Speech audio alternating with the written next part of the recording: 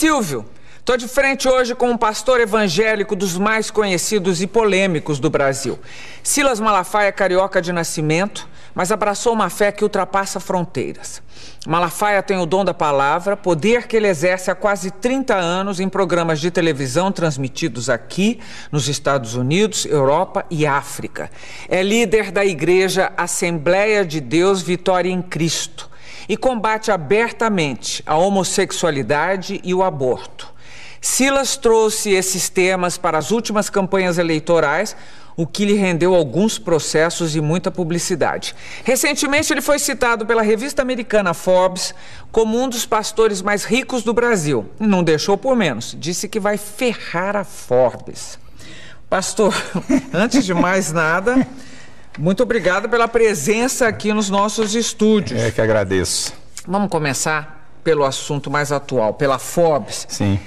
Que é recentíssima. A revista publicou que o senhor está em terceiro lugar entre os pastores evangélicos mais ricos do Brasil, com uma fortuna pessoal avaliada em 150 milhões de dólares, que dá em números brasileiros 300 milhões de reais. E o senhor contestou essa informação. Sim. Deixa eu te falar, Gabi. Safado, sem vergonha, bandido, caluniador, tem tudo que é lugar. Pastor, padre, jornalista, tem tudo que é lugar. Quando a Forbes faz uma declaração dessa, não é uma declaraçãozinha qualquer. Eu vivo de quê? Eu vivo de que pessoas acreditem em mim para darem ofertas, na verdade, porque eu sou um pouco diferente de outros pastores. As ofertas que eu recebo é mais de gente que não é da minha igreja. Eu sou pastor de igreja há 2 anos e meio. Então, há 30 anos eu sou conferencista e tenho programas de TV e recebo verbas de pessoas que não me conhecem de perto. 80% são evangélicos e 20% é gente de tudo que é religião. Então, quando eles falam isso, o que subentende? O ser humano é um ser inteligente, que raciocina, que pensa. Peraí, esse cara tem 300 milhões, está roubando de gente. Não, roubando não. Ele tá metendo a mão. Mas eu gosto de ser, desculpa, eu sou muito franco. Esse cara tá com essa grana toda porque tá metendo a mão em alguma coisa. Aí vamos lá. Onde é que tá a mentira e a safadeza? Primeiro, minha declaração do imposto de renda, eu vou fazer porque você tem credibilidade. Estou sendo honesto. Se eu tivesse no outro programa, um outro jornalista, mas como você é uma jornalista de muita credibilidade, então exclusivamente aqui para você, aqui, e no meu programa de TV, porque eu não devo nada, não tenho nada a temer, eu tenho aqui o espelho de bens do meu imposto de renda, tá aqui, coisa sigilosa que ninguém dá, ninguém abre, eu estou aqui com ele. O meu imposto de renda, depois você pode olhar o final, onde diz sobre o patrimônio que eu tenho, é 4 milhões de reais. Nesses 4 milhões de reais, tem 2 milhões do capital da editora Central Gospel, porque você é obrigado a declarar o capital, né? Quando você abre uma empresa, qual é o capital dessa empresa? Então, isso entra no imposto de renda. Então, eu tenho uma casa, 6 apartamentos, 3 meus filhos moram, 3 eu comprei em comodato de construção, que ainda faltam 30 prestações em Vila Velha, de um construtor evangélico. Eu tenho um apartamento em Boca Raton, que está aqui a declaração de bens do Banco Central, ela está aqui. Comprei por 149 mil dólares para pagar em 30 anos. Se eu pegar esse patrimônio atualizado, porque você na declaração do imposto de renda, você põe o dia que você comprou.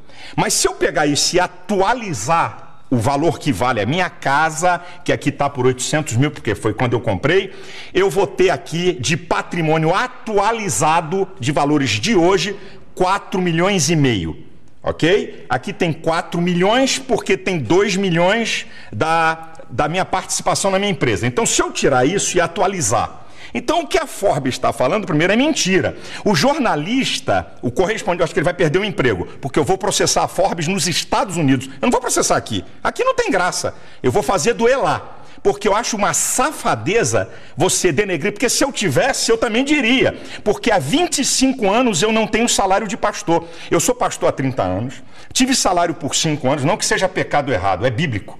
A Bíblia fala até que o pastor tem que ganhar muito bem, pela Bíblia, que ele tem que ser muito bem tratado. Mas há 25 anos eu não tenho salário de pastor. Há 25 anos eu vivo de quê? Como conferencista, eu talvez seja o pastor que mais oferta ganho quando prego fora, porque estou na televisão, essa coisa toda, e da minha editora. Para você ter uma ideia, nos últimos 5 anos eu vendi mais de 1 milhão de livros meus por ano. Mais de 1 milhão. Eu sou o pastor que mais vendo livros, eu sou o pastor que mais vendo palestras em DVD e em CD.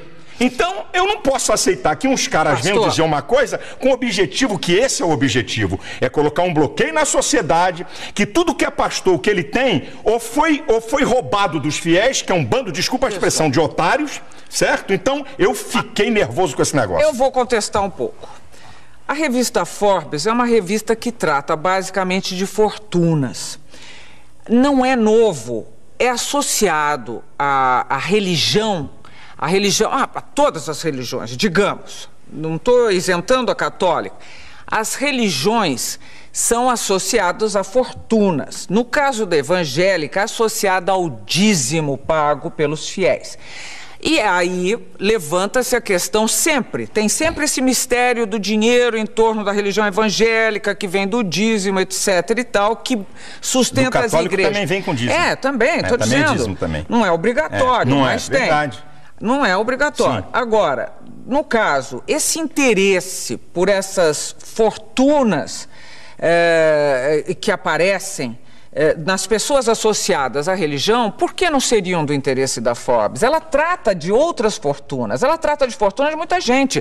Ela cita o Ike como o Ike Batista, ela cita todo mundo. Por que não citaria os brasileiros associados à religião? E mais, a revista se defendeu citando fontes. Ela disse Ministério Público, mentira, Polícia Federal, mentira, e imprensa. Mentira, primeiro, não tem um dado na imprensa, seja jornais ou revistas, não tem um dado para ele declarar que eu tenho 300 milhões. 2, a Polícia Federal e o Ministério Público Federal, que são instituições de muita credibilidade, legalmente eles não têm autoridade de falar nada de ninguém. Só tem um órgão, Receita Federal. E que para falar do que eu tenho, um juiz tem que autorizar. Porque sigilo fiscal, sigilo de patrimônios, sigilos bancários, só um juiz pode quebrar. Então eu disse para você, a Forbes pode falar da fortuna de qualquer um, mas fale dos que tem.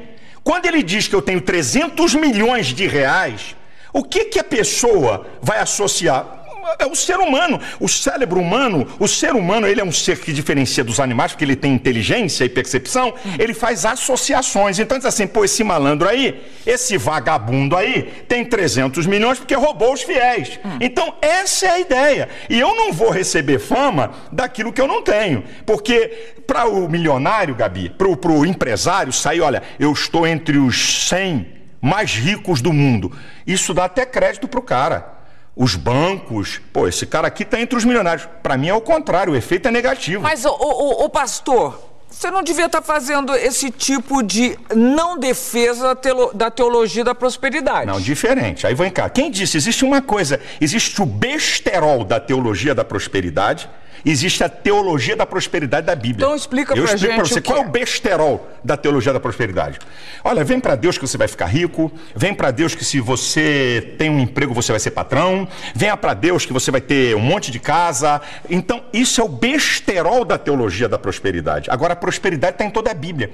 E o cerne da prosperidade diz assim, bem, pastor, me diga uma coisa que a Bíblia mostra que a pessoa pode ser próspera. Ou então, o que faz uma pessoa ser próspera à luz da Bíblia?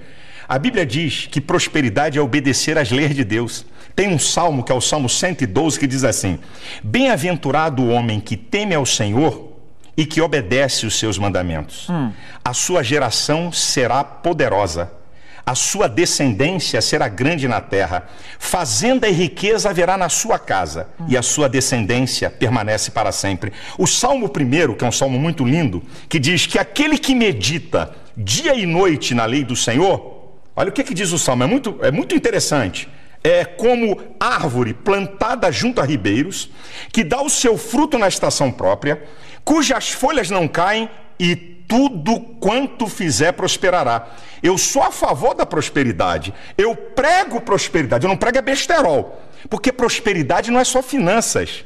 Prosperidade envolve bem-estar. Prosperidade, você viver bem. Tem um monte de coisa junto. A minha pergunta é, os seus fiéis, os mais simples, porque eu sei, todo mundo, você tem fiéis também que são poderosos. Todos os níveis sociais eu tenho. E que fazem doações poderosas e sabem o que estão fazendo e querem fazer isso e podem fazer isso.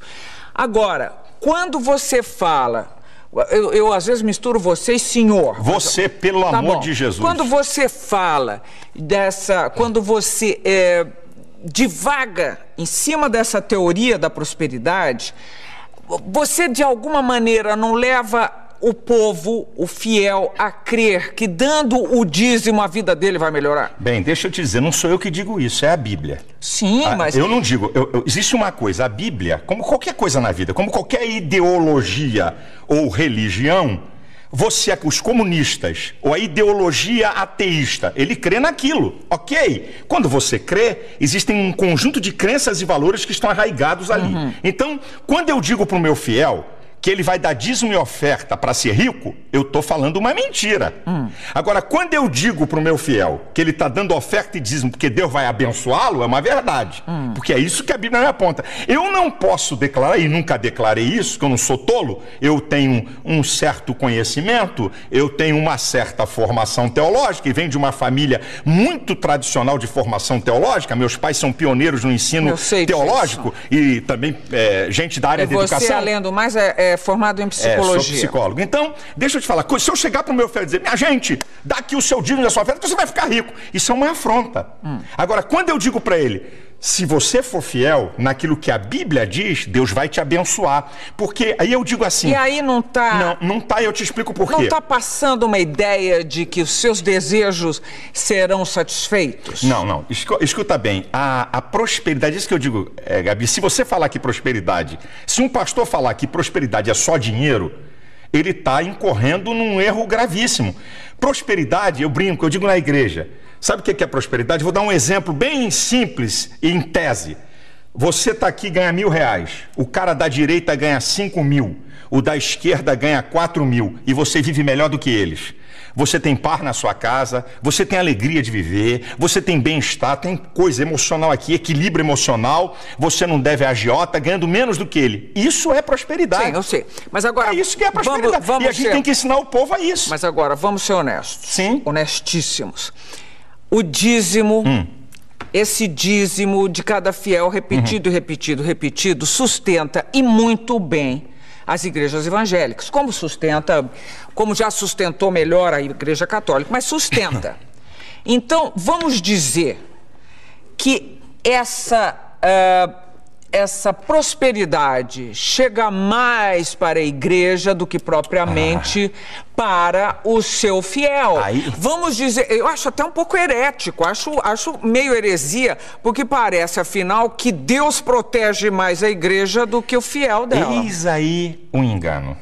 E esse é o engano redondo de muitos. Eu vou falar de uma igreja que eu não tenho nada a ver com ela.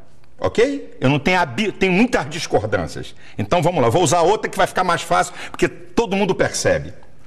Você acha que o cara que é membro da Universal está dando oferta e dízimo apenas porque um cara muito inteligente, malandro, espetacular, fantástico, fenomenal, consegue persuadi-lo para que durante 10, 15, 20, 30 anos o cara dá dízimo, dá ofertas especiais e não tem nada de benefício? Deus trabalha com uma lei de recompensa. O apóstolo Paulo diz uma coisa linda, ele diz assim, olha, uma coisa eu faço, eu deixo as coisas que para trás ficam e eu prossigo para as que estão na minha frente pelo prêmio. Você sabe que Deus, ele fala de uma lei de recompensa o tempo todo, porque Deus conhece o ser humano. Mas então, qual é a recompensa? Qual é a recompensa? Eu mostro para você, e você pode ir em qualquer igreja. Esse é o engano de muita gente. Você pode ir em qualquer igreja. Eu desafio imprensa, pode ir comigo. Chama, querida, escuta. Mas muita gente já reclamou e já deu matéria dizendo que perdeu tudo. Então você faz o seguinte, você pega do universo, espera aí, vamos para a lei da probabilidade. Então, você tem um grupo, é assim que se faz as pesquisas. Você tem um grupo de 1.000 pessoas, onde 30%, não vou nem ser mais, 30% abandonou a fé, reclamou que perdeu tudo. Agora, você tem um grupo de 1.000 pessoas onde 1 ou 2 estão reclamando. Esse número, Gabriela, não é pastores, não somos nós, eu não mudo vida de ninguém, eu não transformo ninguém. A verdade é que Deus está interessado no bem-estar do homem. Então, o que eu digo para você é o seguinte, vai lá no povo. Como é que uma pessoa, Marília Gabriela, fica 30 anos numa igreja? 40 anos numa igreja, dando oferta e dízimo e não tem benefício nenhum. É um imbecil idiota. Não. Então, como é que é isso? O maior beneficiado são as pessoas e não a igreja. Eu acho que encontra um conforto, um tipo de conforto. Encontra muito mais. Bom, um conforto, um estímulo. Mas... Gabriel, Silas, você falar que alguém não vai ficar numa igreja por uma pessoa, eu garanto pra você, quem está nos vendo aqui, está achando você muito mais interessante do que eu, porque existe uma capacidade de liderança, uma maneira de se expressar que faz um líder. Mas você não consegue segurar uma pessoa há 30, 40 anos dando dinheiro. Você até consegue isso para te seguir. Mas o cara dando bens... Agora, o que acontece? Vamos lá, quais são os graves problemas da sociedade? Drogas é um grave problema, correto? Um gravíssimo problema, que nem eles sabem o que vão fazer, tá? Bebida, 1 em cada 4 jovens... É droga, eu quis separar, né? Porque a bebida é uma droga diferenciada, né? Muito diferente, a gente pensa que é mais leve, que é legal. Então, você tem... as drogas não licenciadas, boa a tua ajuda, e tem a droga legal, problemas. Quais são os problemas? O desarranjo familiar. Minha filha, a igreja trabalha para recuperar essas pessoas sem o Estado dar R$1 no de graça para o Estado. Então o cara, Gabi, nós temos essa experiência, o cara tem um único filho. Ele diz, eu daria tudo o que eu tenho para tirar esse cara da cocaína. Eu daria tudo o que eu tenho para tirar esse cara do crack. Eu daria tudo para tirar meu marido da bebida. Aí vai para a igreja. O filho volta, é restaurado. Quanto vale isso? É ele. Aí você vai perguntar a ele assim, eu fui beneficiado? Ele diz assim, se eu der o dinheiro todo que eu ganho, não paga, não é o que o pastor fez. Eu não gosto desse negócio de pastor. Pastor é apenas um condutor, mas o que Deus faz na vida das pessoas. Eu não faço nada, Gabi. Eu creio num Deus que faz. Ô Silas, mas agora vou terminar esse bloco. Mas você anda de avião? Sim. Você é uma igreja que tem avião próprio. Você citou um apartamento nos Estados Unidos. Em uma outra matéria que eu li sua, você dizia que alguns apartamentos a pagar há 30 anos. Não, um apartamento e esse que eu te informei está na minha declaração de imposto de renda. Alguns outros, mas não importa. E outros aqui no Brasil. Mas não importa. Que não foi com dinheiro de igreja. Não estou dizendo que você não mereça. Você fez uma coisa convincente. Mas o que eu estou querendo dizer é se não é herético imaginar que você foi mais favorecido do que quem está esperando também. É porque você não conhece as ovelhas e os membros das igrejas, o que aconteceu na vida deles. Você não tem ideia disso. Vamos lá, estou chegando ao fim do primeiro bloco de frente com o pastor Silas Malafaia e a conversa está apenas começando. Eu já sabia que vinha bomba pela frente, ele é forte. Nós voltamos em seguida. Até já.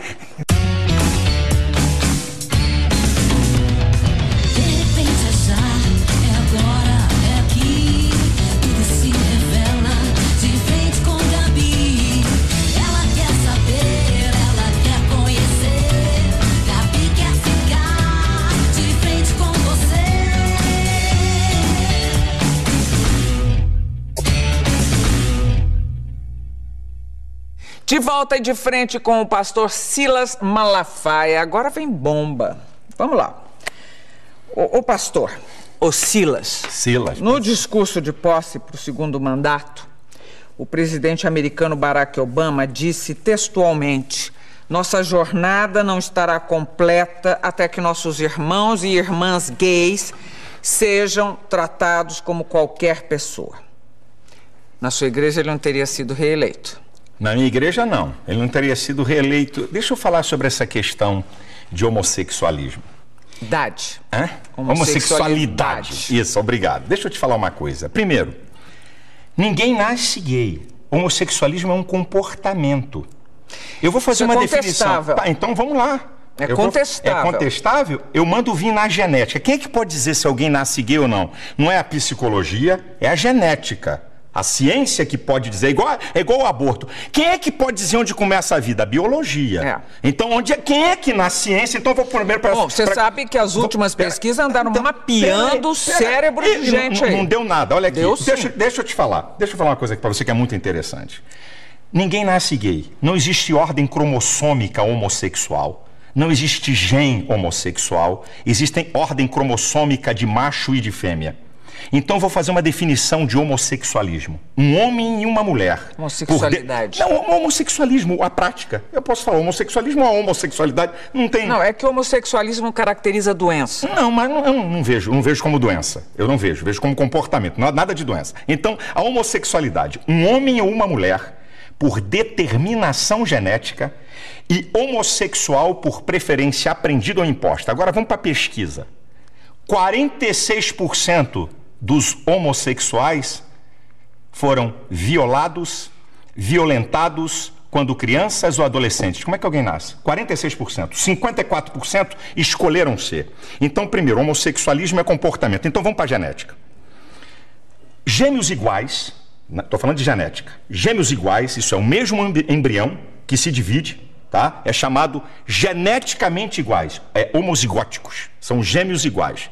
Então, o que tinha que acontecer? Se um gêmeo é hétero, o outro teria que ser hétero. Se um gêmeo é homossexual, o outro teria que ser. Então, vamos lá.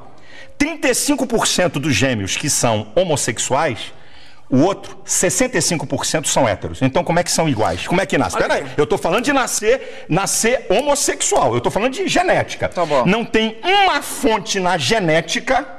Não tem uma fonte, traços psíquicos, não sei o quê. Então vamos lá, 46% passaram a ser homossexuais e eles não falam. O dia que eu falei isso, a partir do dia que foram violados e violentados... Então você já está dando outro dado. Eu estou dando um dado. No geral, violentados por quem? Não. Por parentes, violentados por vizinhos. Não. Por ser heterossexuais. Bom, então vamos lá. Então, nascer é o seguinte, eu vim a esse mundo e tenho essa vontade. Por que animais, e nós somos mais um na natureza, por que animais praticam não nascem homossexual? Praticam sexo com muitos animais, com animais do mesmo sexo, e não são perturbados na outra sexualidade. E não é, os animais não são considerados uma prática homossexual. Vem cá. Não há olha a pergunta que você me fez. Olha a pergunta. Nós estamos conversando e disse assim, eu disse aqui, ninguém nasce homossexual. Foi a minha resposta aqui para você. Eu já disse que é contestável. Você disse que é contestável, eu digo, o que tem argumento. A ciência, o que é ciência? Tem que ter observação. Por que a evolução é teoria? Porque você não pode comprová-la na observação. Agora, então, escute. Essa conversa não vai terminar nunca. E eu quero saber de você. Você quer saber, eu tenho que te responder. Eu quero saber qual é a tua questão com a homossexualidade. Eu vou te dizer qual é a questão. A minha questão aqui no Brasil é os direitos que eles querem em detrimento da coletividade. Quais são os direitos? Os direitos? Então eu vou dizer pra você. Serem respeitados, não serem mortos e agredidos. Não, nada disso. Vamos lá, você está falando de mortos? Quando eles falam de números, que eu acho que ninguém deve morrer. Eu não quero que ninguém morra de nada. Mas quando eles utilizam números, é contra eles totalmente. Eu vou nessa do número já. Mas vamos aqui. O que eles querem na PLC 122? Número 1. Lá no artigo 20, parágrafo 5º, está dizendo o seguinte, que se um homossexual sofrer constrangimento vexatório de ordem ética, moral, filosófica, tá lá. Então, ok? 3 a 5 anos de cadeia. Então vamos para a Constituição. Artigo 5º, inciso 8. Ninguém será privado por convicções filosóficas, religiosas e políticas. Então quer dizer, o que é... No caso deles, que eles estão querendo ser tratados como os outros. O que é constrangimento filosófico? Quem é que define isso? Significa o quê? Se olhar para a cara de um homossexual mal, olha, você está me constrangendo filosoficamente. O que é isso? Que papo é esse? Pera aí um instantinho, O artigo 8, a linha... exagerando, é o que está lá. Artigo 20, parágrafo 5º. Não, você está... Aqui, ó. Não, eu tô com ela. Não, aqui, você quer que eu leia? Mas a interpretação que você está dando... A interpretação o meu medo é que o que você fala com toda a propriedade e convicção possa... Como você disse, não tenho nada contra homossexuais, você já disse mais de uma vez. Não tenho nada, não quero que eles sofram violência, etc. Nenhum, mas acontece que não todas as pessoas têm a formação que você tem ou têm um tipo de disposição esclarecida. Você, falando com essa convicção e desta forma e com essa sua interpretação, pode eventualmente estar influenciando pessoas que vão sim praticar violências contra homossexuais. Então vamos cortar programas de televisão, vamos cortar novelas, vamos cortar filmes que tem ação, porque vai influenciar alguém a matar. Aí a sociedade para. Então a televisão vai ter que parar agora, vai ficar só Marília Gabriela. Porque tem entrevista. O cara que mata não vai poder mais filme na TV. Você acha que os homossexuais que pagam impostos, trabalham não têm direitos, os mesmos direitos que você Eles têm. Se eu tomar um tapa na cara, É igual um homossexual tomar um tapa na cara. Se alguém me xingar, a lei tá igualzinha pra eles se alguém xingar eles. É igual, não tem filha. sido dessa maneira. Não, se não tem sido... Não tem sido. Se tivesse sido até agora, eles não estariam atrás de uma lei que os protegesse, olha, eu vou dizer uma Silas. coisa. Eu fui ofendido com a suástica na reunião da comissão de cidadania. Botaram o meu nome com a suástica, que é crime no Brasil. Eles querem uma lei para atacar, xingar, atingir quem eles querem, estarem protegidos acima de todos. Uma vírgula para eles. Então, eles não estão atrás apenas... Você quer ver uma outra? A linha B do artigo 8 da PLC 122. Ninguém pode impedir a afetividade de um homossexual, transgênicos, bissexuais. Este direito será dado aos demais cidadãos. Quer dizer, a preferência passou a ser deles. Então agora eu vou para o campo da realidade. O lugar do culto é protegido pela Constituição. Tá certo? Lugar do culto, lá dentro do culto. Ninguém entra, ninguém faz bagunça que vai dançar. O pátio da igreja não. Então o que significa que essa lei estiver aprovada? Se no pátio da minha igreja tiver um casal de homossexual se beijando e eu botar pra fora, 3 a 5 anos de cadeia. O que eu vou dar esse mole pra eles aonde? Nunca. Vem cá.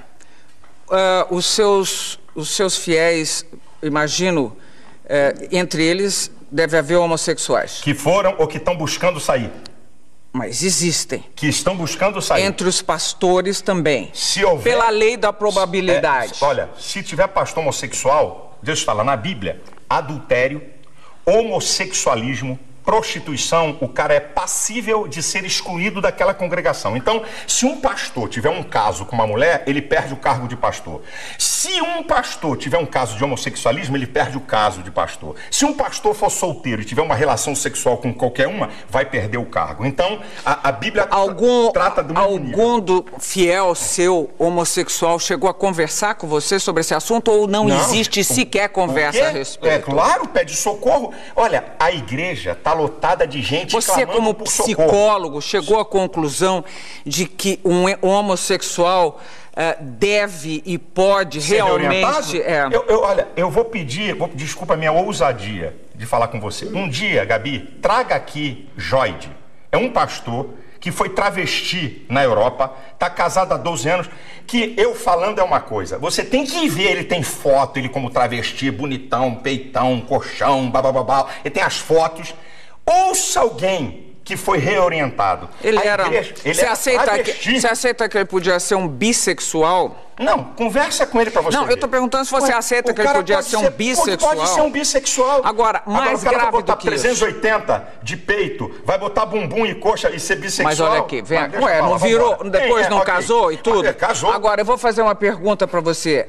Você não acha outra vez, eu acho um pouco herético, que criaturas de Deus, digamos, sejam julgadas em nome de Deus? Que autoridade, que autorização deu ele para qualquer ser humano ficar julgando o outro nesse nível? A autoridade não é para julgar a pessoa. A autoridade da Bíblia é para condenar pecado. E eu vou dizer uma coisa para você. Você sabia que Jesus falou mais sobre o inferno do que sobre o céu nos evangelhos? Jesus falou mais. E por que Jesus falou mais sobre o inferno do que sobre o céu? Para mostrar o perigo que é ele e para quem vai para lá. Então a Bíblia define o que é pecado. Então eu não estou aqui para acusar A, B ou C, mas eu estou aqui para condenar o pecado. Então, na minha visão, ok? Da minha crença e valores, da minha visão espiritual, do que eu creio na Bíblia, a homossexualidade, o adultério, a prostituição são pecados claríssimos à luz da Bíblia. Então, um casamento que não der certo para você também tem que continuar lá para sempre. Não. A pessoa não pode se separar e fazer outra família com outra pessoa. A Bíblia dá. Mas essa interpretação, essa interpretação é muito fortuita. Não. Quando você diz assim, eu estou aqui para defender a família. Tem vários divorciados. Mas quando você diz, eu estou aqui para defender a família, eu quero saber que família é essa, que conceito de família é esse, que desde a época de Cristo não foi revisto. Que conceito de família? Toda a história da civilização humana, toda a história, o que eu estou te falando é antropológico, sociológico e teológico. Toda a história da civilização humana está sustentada. Um homem, uma mulher e sua prole. Você está passando pela Grécia Antiga também. Filha, eu estou falando da história, é isso. Que tinha homossexuais, a história da humanidade é isso. É isso aqui. Na faculdade, eu acho uma graça. Mas você sabe que tinha homossexuais sempre. Em todos os tempos, que desde que o homem, na época de Noé, quando Deus mandou o dilúvio, a depravação moral era de altíssimo grau. Deixa eu dizer uma coisa, Gabi. O que muda é a tecnologia. O homem é a mesma coisa, com suas loucuras, com seus desejos, é a mesma coisa. O que muda é a tecnologia. O ser humano é a mesma coisa. Então presta atenção, a Bíblia, eu estou falando de Bíblia do que eu creio. Eu estou falando daquilo que eu creio do que a Bíblia fala. A Bíblia é um livro para quem quer crer ou quem não quer crer, que é um direito de cada um. À medida que eu sigo aquele livro, certo? Que eu creio que é a palavra de Deus, porque é a única fonte de conhecimento filosófico, teológico, científico e vulgar. Não tem outro livro no mundo que tenha essas 4 fontes de conhecimento. Só a Bíblia, certo? Nenhuma verdade científica da Bíblia até hoje foi derrubada. Nenhuma delas. Então, quando uma pessoa, certo? Na igreja, uma pessoa... Estou falando da família. Vou voltar para a família. Então, a família nuclear... Na faculdade, é isso, tá aqui me lembrando o que eu estava falando. Na faculdade eu ouvi. Durante 5 anos, eu ouvi isso que eu vou te falar. A criança, quando nasce, o primeiro objeto de amor dela é a mãe. Ela faz ruptura dela com a mãe a partir da figura paterna. A partir da figura paterna, a criança faz diferenciação entre ela, a mãe e o mundo.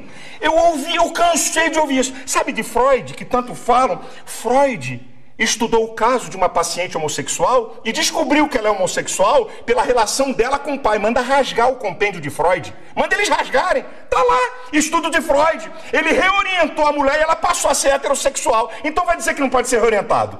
Quem disse que todo mundo... Eu não tô aqui, Gabi, eu não tô aqui para impedir ninguém de ser homossexual. Eu não tô aqui para impedir ninguém de adulterar. Eu não tô aqui para impedir ninguém de se prostituir. Isso é problema de cada um. Olha, eu vou fazer vou propor um problema a você, que é contra, inclusive, o aborto, a legalização do aborto. Supondo que nasça uma criança e que a mãe dessa criança não vai poder criá-la. Um casal homossexual se dispõe a criar essa criatura, que senão vai ficar jogada à disposição do que seja, numa instituição que vai tratá-la mal. Você acha que ainda assim um casal homossexual não pode ter essa criança e fazer dela um belo cidadão, uma bela cidadã, e criar um ser humano digno, com todos os seus direitos, com toda a sua inteligência, com toda a sua com todo o seu amor e compaixão pelo outro? Primeiro, tem mais na fila casais héteros esperando crianças? Não, eu não estou perguntando isso para você, eu estou perguntando conceitualmente. Eu estou falando das novas famílias. Eu não acredito que 2 homens possam criar uma criança perfeita no sentido total que você quer, como um ser. Eu não acredito, porque eu acredito que Deus fez homem e mulher, e esses seres é que se completam. E ó, tá na França, ninguém chamou de fundamentalista, hein? Silas, ninguém chamou de fundamentalista. As famílias eu não acredito mudaram. Querida, a sociedade como um todo mudou. Vamos ver daqui a 50, 60 anos o que vai acontecer. Mudou tudo, daqui a 50, 60 anos. Mas daqui a 50, 60 anos, o que é que pode acontecer? O que pode acontecer? Crianças que essa questão de adoção é agora nova, 10 anos, 12 anos, não tem mais do que 15 anos isso no mundo. Então, não adianta agora vir com fotografia de jornal e mostrar 2 caras com uma criança feliz. Essa história para mim não me convence. Não estou falando só disso, estou falando de 2 mulheres ou 2 homens. Eu não acredito que 2 homens e 2 mulheres tenham capacidade para desenvolver um ser humano. Não acredito. Eu acredito que um homem e uma mulher... Eu não acredito nisso. Eu conheço muitas pessoas que foram criadas dessa forma. Daqui a uns 30 anos você pode me dizer alguma coisa. Você já está pré-julgando, Silas. Você é Deus, você está julgando e pré-julgando. Não, você está pré-julgando. Eu estou dizendo sobre o que eu aprendi. Você está dizendo que uma criança ali criada, daqui a 30 anos vai ser o quê? Eu não sei, tem minhas dúvidas. Você está falando, vai ver o que vai acontecer. Assim como uma criança ser criada por leviano, um pai leviano, eu tenho minhas dúvidas sobre ela. Um pai bandido que bate na mulher. Tenho minhas dúvidas. Uma família que tem um pai maldito. Tenho minhas dúvidas. O que é que vai dar essa criança? Eu até acredito que o ser humano, por ele ser um ser inteligente, ele possa romper uma história e construir uma história nova. Não significa que filho de bandido vai ser bandido e filho de bacana vai ser bacana. Um cara pode romper a sua história para pior e para melhor. Agora, eu estou falando aqui na tese que você está me apresentando. Das novas famílias. Da tese. Eu posso defender as minhas teses com a maior veemência possível. e não significa que eu odeio as pessoas. Eu sou muito veemente para defender meus princípios. É meu jeito. Você mesmo já falou, eu sou polêmico, meu jeito. Eu defendo com muita vontade. Agora, eu amo profundamente. Uma vez um repórter perguntou assim para mim: pastor, vamos lá, se seu filho fosse homossexual, como é que o senhor agiria? Eu disse para ele: eu amaria 100% e discordaria dele 100%.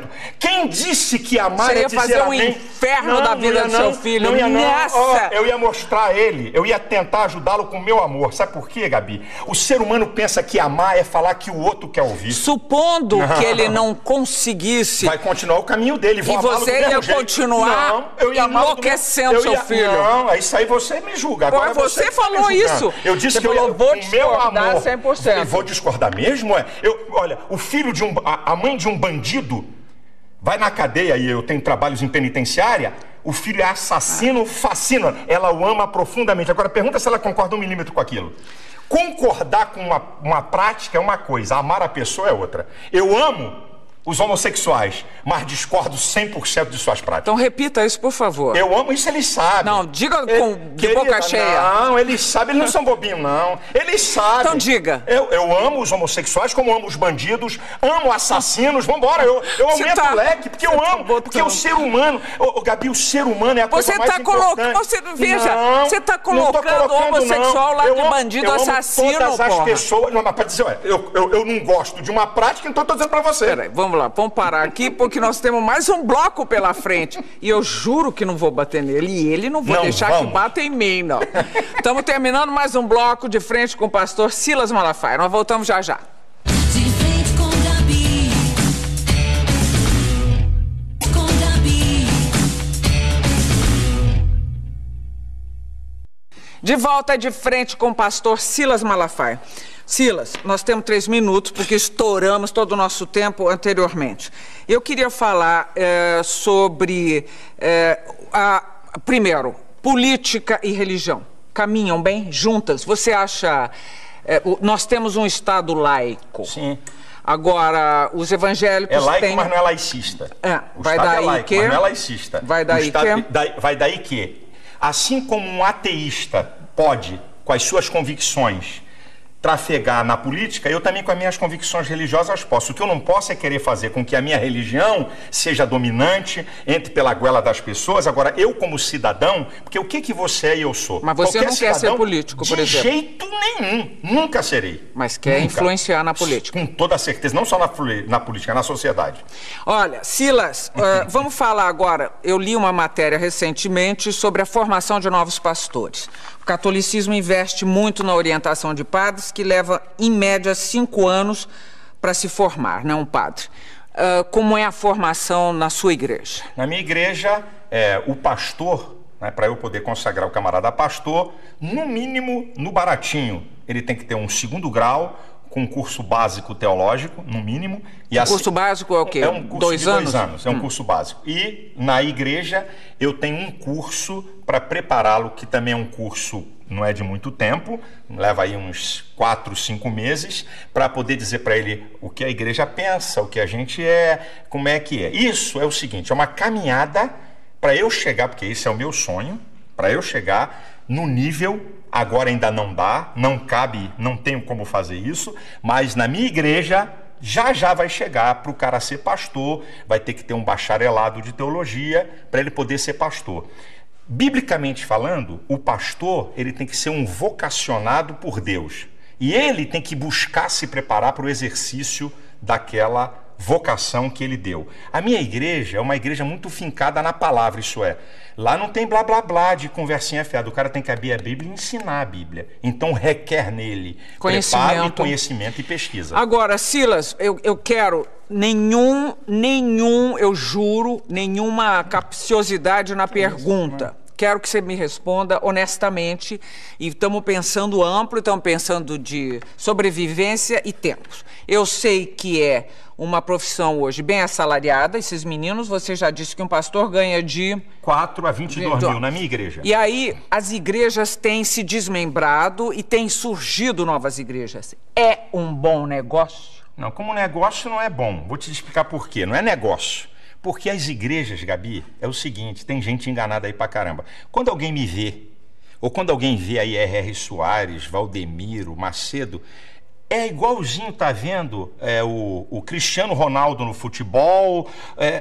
Existe uma meia dúzia de pastores de alto nível, de salário e tudo, mas a grande massa de pastores evangélicos no país não ganham mais do que 5 salários. É isso que muita gente está enganado. Existe, como em todo, por exemplo... Mas as igrejas são ricas. Por exemplo, elas têm nem todas, sede em todo o país. Nem todas a as sua igrejas. tem A minha é uma quantas? igreja, a minha tem 120 igrejas, 70 são alugadas, 50 são próprias, 70 são propriedades alugadas.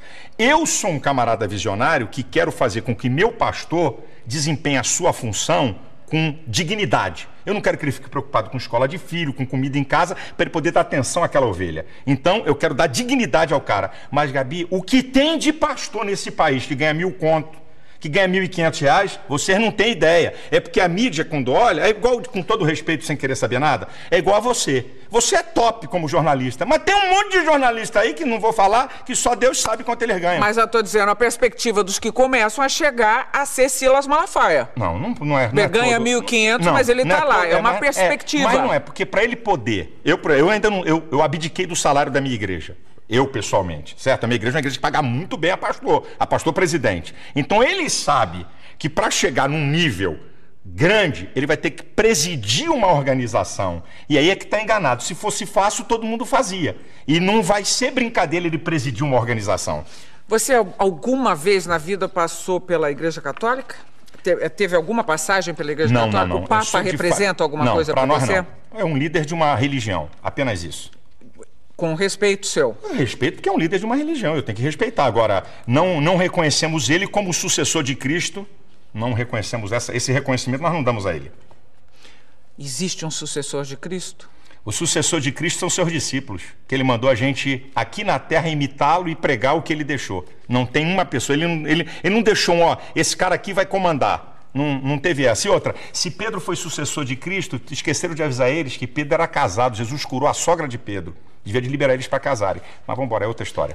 Outra história também que devia ter homossexual à beça naquela época. Podia ter, eu não tenho dúvida nenhuma disso. Então, terminando mais um bloco de frente com o pastor Silas Malafaia, nós voltamos daqui a pouquinho. Até já. De frente com Gabi. Gabi.